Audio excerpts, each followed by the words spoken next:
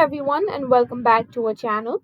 Today I'm going to guide you through the process resetting your Windows laptop and formatting it. This is useful if you're experiencing issues or want to start fresh. Make sure to back up your important data before proceeding. Now what you're going to need to do is open your settings application. To do that, click on the start option or right click on it and head over to the settings application. Then go to system. Then scroll down until you find recovery, then tap on it. Here you can find the reset this PC option. Simply tap on reset PC. And here you'll get the option to keep your files or remove everything.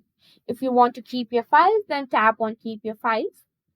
If you want to remove everything and reformat your PC, then tap on remove everything and hit on it. Then your PC will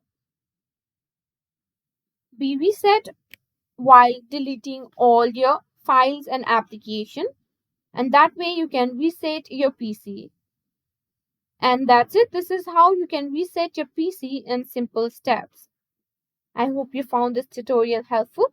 If you did, don't forget to like, share and subscribe to our channel. Thanks for watching.